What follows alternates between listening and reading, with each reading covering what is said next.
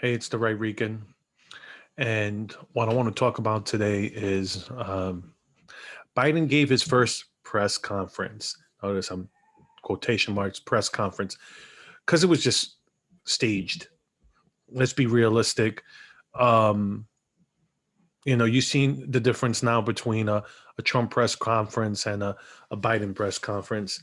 Um, Honestly, I think, well, I'm going to go here. Fox's Peter Ducey was in the room, but Biden didn't call on him. At this point, what Ducey needs to do next time they stage a press conference, he should just Jim Acosta it. And what's the left going to do? What's the left media going to do?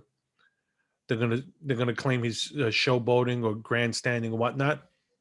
Hey, you had uh, Jim Acosta doing it for 4 years, so what's good for the goose is good for the gander. So um, here are the people he called.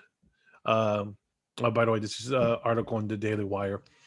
Associated Press, PBS, The Washington Post, ABC, Wall Street Journal, NBC, CBS, CNN, Bloomberg, and Univision. Um, yeah, not one right-leaning source. Um, but not surprised. I'm not surprised. Um, I put it up. Let me see. What time did I put up the post? Put it right before Biden, right before Biden went on his press speech. I said before the press conference. So I put, let me know when Fox News or any right leaning news asks Biden a real question. Until then, it's not a real press conference. So I wish I would have put on Twitter since Twitter timestamps it, so people could have saw. But yeah, I knew it was going to be a nonsense. Could you imagine if Trump would have did a press conference and only spoke to the right leaning news? Could you imagine that? Imagine that. There was a one time when Trump asked Newsmax person a question, and they flipped out that she got the first question of all the news stations. It's like, yeah, well, look, this is what you got today. You got Biden tripping over himself, even with uh, a staged press conference, because that's what I'm gonna call it. It's a staged press conference. It's not, when you're not, when you he's there looking at a list of who he's gonna, uh, you know, which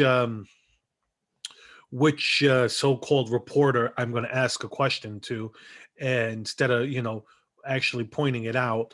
um, it's crazy. It's Fox has a binder full of questions he didn't get to ask. Um, I'm just curious. I haven't seen this video, so I just want to click on it real quick, see what he Let's go to says. Peter Ducey, who's fresh out of the news conference. Peter, we mentioned that he took questions from 10 people. You and Fox News, not among them. That's right. And I mentioned last night on Special Report that I had a binder full of questions. I think some people were kidding. I was not kidding. We had a lot, and most of this stuff did not get to. For example, nobody ever asked him about this big plan that he's got, this big idea to completely transform the economy, to make it all green. That was something that we were. you know, I'm not going to keep listening to it, but you get the point there. I mean, nobody asked him about what happened when he fell, because could you imagine, when Trump was walking gingerly down a ramp because he didn't want to fall, and people, the news was all uproar about that, but you didn't ask him a simple question as, what happened? Why did you fall? Why did you lose your balance? Nothing. I mean, it's a stupid question, but something where it's not staged for him. I want to see a real press conference. I want to see him grilled. Just like I said, I'm not. When it comes to my whole thing with the media is, I don't want kid gloves for our presidents. I want them to get asked tough, difficult questions. But this is the problem when you only have one side news. This is what happens when you get one-sided news. Now that when Trump was president, kids in cages, 24/7. Now it's, oh, no, no, it's humane now. No, if you would have kept his policies, they would be in Mexico. They wouldn't be on our side of the country, and they wouldn't. They've said it. The migrants have said it. They only came because they felt hope with Biden. And sometimes it's like if you're dating somebody and you don't want to be with them anymore, you break up with them.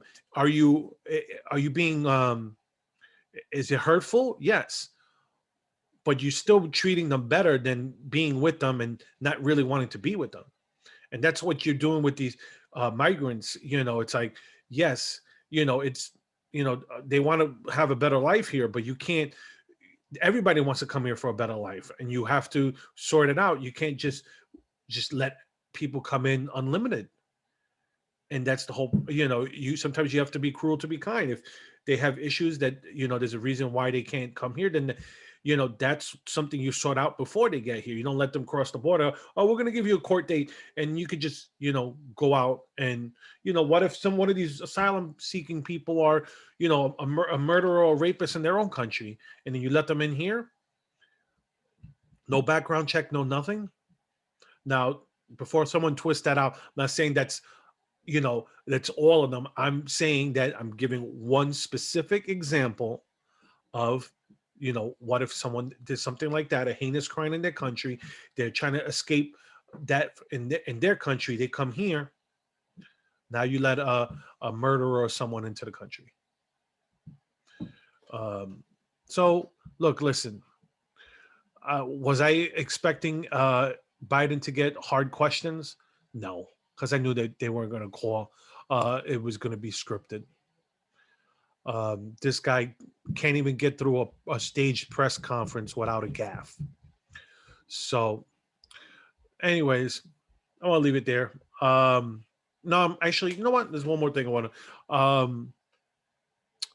I have, I don't know if personal people I know watch this or not. Um, but look, like I said, I share my faith on here.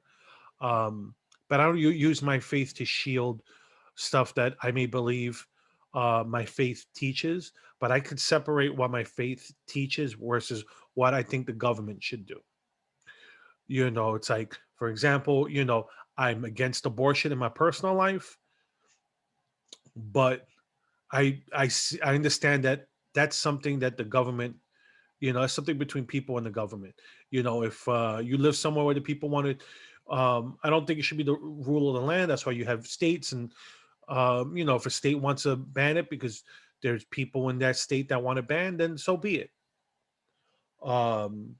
But same thing. Like, I believe the state should, um, the government should marry gay people. Two people love each other. If two men, two women, they love each other, they should be able to get married. They should be as miserable as the rest of us. Just kidding there. The joke, it's just a joke. But seriously, with that being said, is like, but do I believe that like the government should force churches to marry gay people? No, not at all, because that's a tenet of most religions, and you can't force the government can't force churches to do that. The separation of church and state is that the state is not supposed to sanction a church. There's not supposed to be a state sanctioned church.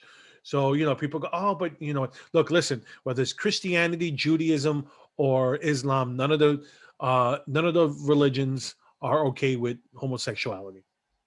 So should they be forced to marry homosexuals? No. You know, and that's the beauty of our system. But people don't even want that. People want to change our whole system. And so, it's if you have your faith, that's fine. Just learn how to argue your political stance without using religion. Like Ben Shapiro is a good example. So since I'm sharing from the Daily Wire, he's a good example of not arguing from his point of religion as a religious person, but debating with the facts. So I don't like when people use religion as to support their political beliefs or use it as a political defense. Because no, I don't want to look. I'm religious, but I don't want to use that because not everybody's going to agree with me on the point of religion. And I want to get them to see my point without having to bring up religion. So it shouldn't be a shield one way or the other. Because you got people on the left that use it as a shield also. That you have people like Pete Buttigieg that wants to say, in the Bible it supports abortion. Nonsense. It says thou shalt not murder, and abortion is murder, especially at 9 months. That's murder because it's not a clump of cells. It's a baby. Um, my son was born at 24 weeks, 6 months. So anyways, now I'm gonna leave it there. I'm gonna go finish watching my basketball game, and well, have a good night, everyone.